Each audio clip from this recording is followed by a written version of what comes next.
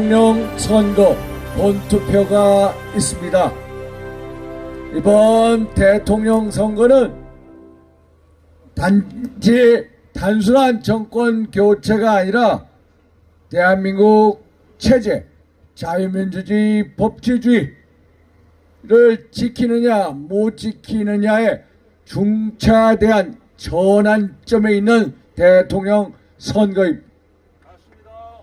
저희는 지난 몇 개월 동안 국가적인 어려움, 혼란 속에서 대한민국 체제 붕괴를 시도하는 어둠의 검은 카르텔 세력이 있다는 것을 여실히 보아왔습니다. 우리법 연구회 등 대한민국의 법체계, 법질서를 교란시키는 좌파 사법 카르텔, 또 부정부패 선관위 카르텔, 그리고 종북주사파 카르텔, 그리고 이런 검은 카르텔 어둠의 세력들이 민주당과 직간접적인 관련이 있다는 것도 알게 됐습니다. 한 가지 예를 들면 선관위의 문제, 어제 그저께 선관위의 부실 관리 문제가 집중적으로 문제가 제기가 됐습니다마는 대한민국 선거관리위원회 지난 10년 동안 경력직 사무원 채용 비리를 살펴보면 한 번도 인사복무 규정 위반하지 않은 적이 없다고 합니다.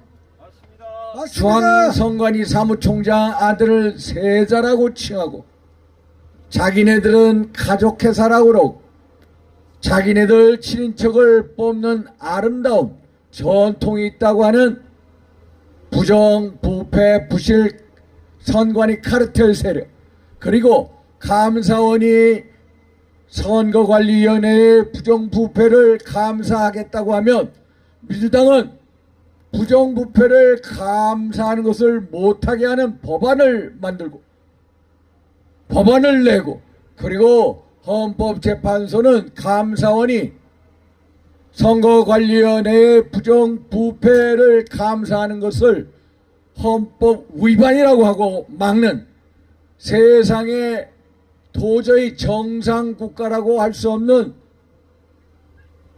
작태가 벌어지고 있다는 사실에 저희들은 저 윤상현과 박경호 위원장이 정말로 애끓는 심정으로 이 자리에 섰습니다. 맞습니다. 정말로 이 대한민국을 지켜주십시오. 우리 기호 2번 김문수 후보 한번 보십시오. 이재명 후보와 한번 솔직히 비교 평가해 주십시오. 누가 깨끗한 후보인가? 답은 명확하지 않습니까? 예, 맞습니다. 감사합니다. 손을 들어줘서 윤상현 의원입니다.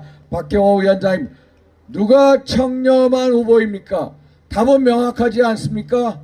누가 일 잘하는 후보입니까? 김문수! 맞습니다. 기호 2번 김문수 후보입니다. 김문수 후보 이재명 후보와 달리 어떤 개발 비리 혐의 측근들의 의문사 재판 등 이런 게 없습니다. 그리고 김문수 후보, 이재명 후보 두 분 다 경기도지사를 역임하셨습니다. 한 단적인 사례로 누가 일을 잘하고 성과를 냈느냐? 경기도지사 시절 경기도 지역 내 총생산 GRDP가 김문수 도지사 시절에는 10%가 아닌 50%를 증가했습니다. 그런데 이재명 후보가 경기도지사 시절에는 지역 내 총생산이 10% 증가했습니다. 한번 비교 평가해 보십시오. 누가 깨끗하고 누가 청렴하고 일 잘하는 후보인가? 김문수! 바로 여러분들의 김문수 후보입니다. 제가 같은 정치인으로서 이재명 후보에 대해서 참 그분의 어두운 면을 참 말씀드리고 싶지는 않습니다만, 대통령 선거가 어떻게 보면은 대한민국 국민을 대표하는 간판 스타를 뽑는 선거이기 때문에 제가 부득이하게 이 말씀을 드린 것을 꼭 이해해 주시기 바랍니다. 현재 이재명 후보는 8개 사건 12개 범죄 혐의 5개 재판을 받고 있습니다. 대장동 개발 비리 배임액수 4,895억 원, 성남FC 불법 후원금 모금 뇌물액수 133억 원, 쌍방울 김성태 전 회장 등을 통해서 북한 김정은 집단에게 비밀 송금한 돈 무려 800만 달러, 의뢰 신도시 개발비, 백현동 개발비, 경기도 복화 불법 사용, 의정교사 의혹, 선거법 총 12개 범죄 혐의를 가지고 있습니다. 지금까지 이재명 후보는 민당의 압도적 의석을 방탄 삼아서 당 대표직을 또 방탄 삼아서 민주당 방탄국회를 만들어 왔습니다. 아마 대한민국도 방탄 대한민국을 만들 것입니다. 맞습니까, 여러분? 맞습니다. 그래서 지금까지 12개 범죄 혐의에 대해서 방탄국회를 이용해서 계속 시간을 끌어왔습니다. 그 중에 가장 먼저 유죄 확정적인 게 선거법 위반입니다. 지난 5월 1일 대법원에서 서울 고법으로 유죄 취지의 파기 환송을 했습니다.